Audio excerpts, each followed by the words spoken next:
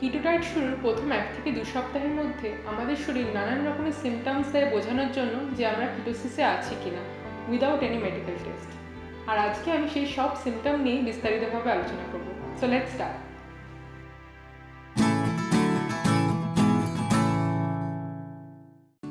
Hey guys, welcome back to Bong on keto with Sudeshna. যারা আজকে আমার ভিডিও ফার্স্ট দেখছেন তাদের বলি আমি সুদেশনা। আমি কিটো রিলেটেড ভিডিওস বানাই এবং লাস্ট 1 বছর ধরে আমি কিটো লাইফস্টাইল ফলো করছি। আমার আগের ভিডিওসের লিঙ্ক আমি ডেসক্রিপশন বক্সে দিয়ে দেবো, আপনারা চাইলে দেখতে পারেন। তো চলুন জেনে নিই এবার আমরা কিভাবে বুঝবো যে আমরা কিটোসিসে আছি কিনা।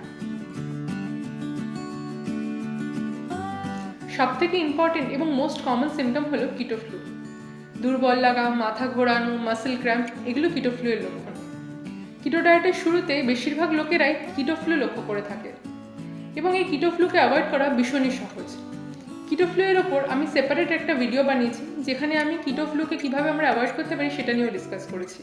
তার লিঙ্ক আমি আই বাটনে দিয়ে দিলাম, আপনারা চাইলে গিয়ে দেখতে পারেন। তো চলুন চলে যাই নেক্সট পয়েন্টে।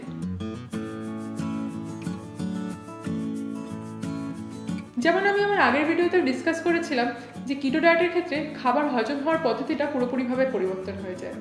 সাধারণত আমাদের শরীর হাই কার্বোহাইড্রেট খাবার থেকে গ্লুকোজ তৈরি করে এবং গ্লুকোজ থেকে এনার্জি তৈরি করে, কিন্তু কিটো ডায়েটের ক্ষেত্রে আমরা আমাদের শরীরে কোনো রকমের কার্বোহাইড্রেট খাবার দিই না, ফলে গ্লুকোজ তৈরি হতে পারে না।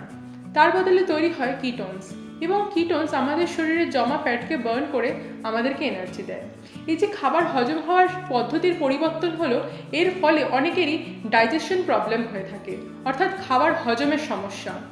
এই কিটো ডায়েটের শুরুর দিকে অনেকেই কনস্টিপেশন বা পেট খারাপের সমস্যা অনুভব করে থাকেন, কিন্তু চিন্তা করবেন না, এটা বেশি দিনের জন্য নয়। যখন আপনারা পুরোপুরিভাবে কিটোসিসে চলে আসবেন, দেখবেন এই ডাইজেশনের প্রবলেম আর আপনাদের আর হচ্ছে না।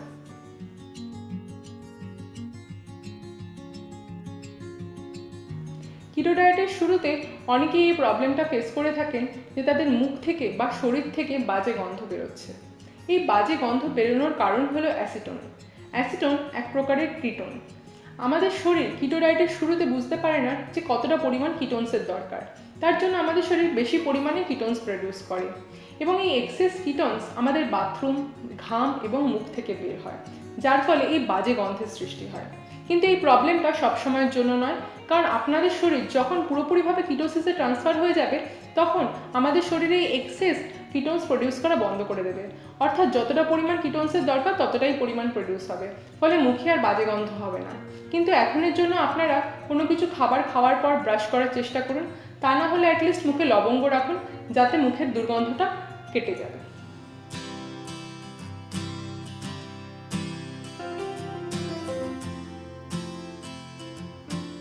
এই সিমটমটা মেইনলি তারাই লক্ষ্য করবেন যারা কোনো রকম ফিজিক্যাল অ্যাক্টিভিটির সাথে জড়িত রয়েছেন, যেমন সুইমিং, সাইকেলিং, ওয়েট লিফটিং বা রেগুলার বেসিসে যারা এক্সারসাইজ করছেন।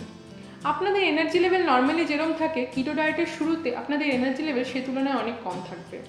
তাই আমার সাজেশন হবে যে কিটো ডায়েটে যখন আপনারা শুরু করছেন, তখন আপনারা এক্সারসাইজটা একটু কম করুন বা সময়টা একটু কমিয়ে দিন বা হালকা এক্সারসাইজ করুন। যখন আপনারা পুরোপুরিভাবে কিটোসিসে চলে যাবেন, তখন দেখবেন আপনাদের এনার্জি লেভেল আগের তুলনায় অনেক বেশি ভালো রয়েছে এবং সেই সময় আপনারা আরও ভালোভাবে এক্সারসাইজ করতে পারছেন।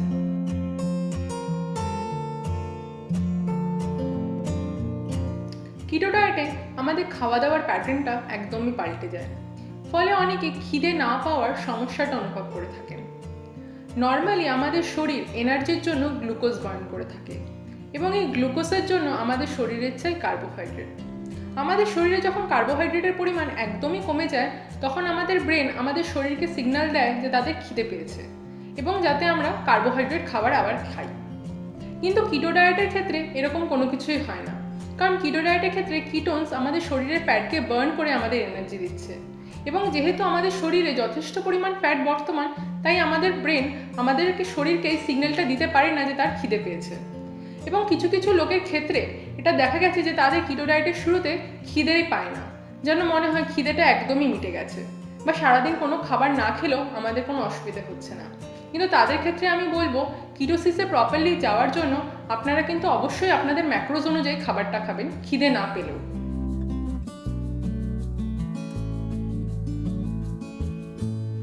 কিটো ডায়েটের শুরুর দিকে অনেকে এই সমস্যা ফেস করে থাকেন। রাতে ভালো করে ঘুম হচ্ছে না বা দিনের বেলা অসময় ঘুম পেয়ে যাচ্ছে। কিটো ডায়েটে আমাদের শরীর নানান রকম পরিবর্তনের মধ্যে দিয়ে যায় এবং যার ফলে আমাদের ঘুমের সমস্যা হতে পারে। এই ঘুমের সমস্যাটা হওয়াও কিন্তু একটা সিমটম বোঝানোর জন্য যে আমাদের শরীর কিটোসিসের দিকে যাচ্ছে। তাই চিন্তা করবেন না, যখন আপনারা পুরোপুরিভাবে কিটোসিসে পৌঁছে যাবেন দেখবেন আপনাদের ঘুম আগের তুলনায় অনেক বেশি ভালো হচ্ছে।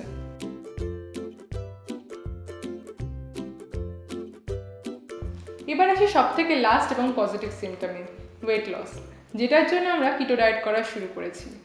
কিটো ডায়েটের শুরু থেকে এই ওয়েট লস কিন্তু আমরা লক্ষ্য করে থাকি। প্রথম দিকে আমাদের যে ওয়েট লসটা হয় সেটা আমাদের মেনলি শরীরের ওয়াটার ওয়েট, এবং তারপর আস্তে আস্তে আমাদের ফ্যাট লস হওয়া শুরু হয়।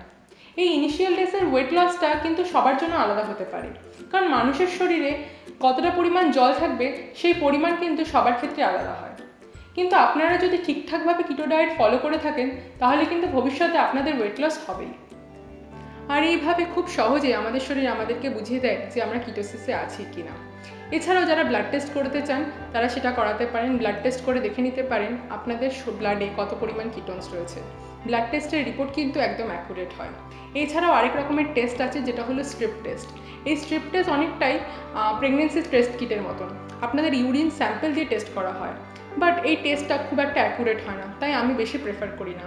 কিন্তু আপনারা যদি করাতে চান তাদের জন্য আমি এই স্ট্রিপ টেস্টের কিছু কিট লিঙ্ক ডেসক্রিপশন বক্সে দিয়ে দেবো, আপনারা চাইলে সেখান থেকে গিয়ে কিনতে পারেন। আজকের ভিডিও আমি এখানেই শেষ করছি। আপনাদের যদি এই ভিডিও ভালো লেগে থাকে তাহলে ভিডিওকে লাইক করবেন, বন্ধুদের সাথে শেয়ার করবেন। আগামী দিনে আমার ভিডিও দেখার জন্য আমার চ্যানেলকে সাবস্ক্রাইব করবেন এবং কিটো রিলেটেড আপনাদের যদি কোনো প্রশ্ন থাকে কমেন্ট সেকশনে অবশ্যই লিখবেন, আমি চেষ্টা করবো সবার প্রশ্নের উত্তর দেওয়ার। আজকে আমি এখানে শেষ করলাম, আগামী দিন আবার দেখা হবে। নমস্কার।